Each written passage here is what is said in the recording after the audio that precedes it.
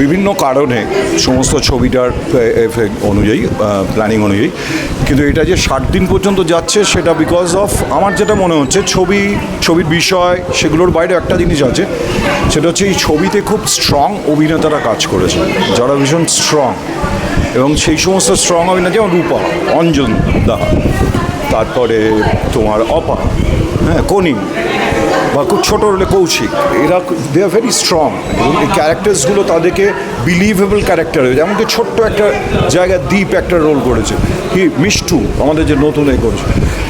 তো ব্যাপার হচ্ছে যে এই স্ট্রং একটা এনসেম্বল অ্যাক্টিং একটা যে পাওয়া গেছে এতগুলো লোকের কাছ থেকে, এবং তারা স্ক্রিপ্টটাকে যথাযথভাবে সাহায্য করেছে অভিনয়টুকু করে, তার জন্য ছবিটা আমার মনে হচ্ছে এই কটা কারণের জন্য ছবিটা হয়তো মানুষের খুব ভালো লেগেছে। আর বিষয়টা তো বটেই, এটা ডেফিনেটলি খুব টাচিং।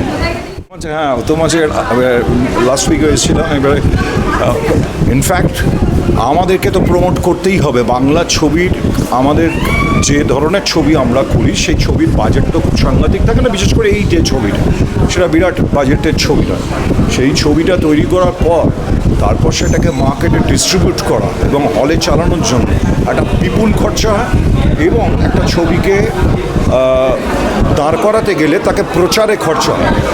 আমাদের তো অত প্রচার ক্ষমতা নেই, আমাদের প্রডিউসার ফার্স্ট টাইম, আমাদের ডিরেক্টর প্রথম তার ডেবিউ, সো ন্যাচারালি প্রচার আমরা লোককে জানানোর চেষ্টা আমাদেরকেই করতে হবে নিজের ছবির স্বার্থে, কারণ আমরা পয়সা খরচা করে অত প্রচার করতে পারবো না। সেই সমস্ত জায়গায় যারা আমাদের ছবি দেখে আমাদেরকে কনগ্র্যাচুলেট করতে যাচ্ছে, যেমন আজকে উত্তম মঞ্চে 60 দিন আমাদের হয়েছে এবং উত্তম মঞ্চে এটা ফেলিসিটেট করলো, ঠিক সেরকম জায়গায় আমরা প্রচারের মাধ্যম হিসেবে যেখানে পৌঁছতে হবে কাজ তো করেছি, সেই কাজটার প্রচার করতে অসুবিধা নেই। দর্শকদের ধন্যবাদ, তারা তাদের মুখ থেকে তাদের মানে সব থেকে বেশি ছবিটার প্রচার পেয়েছে মুখে মুখে।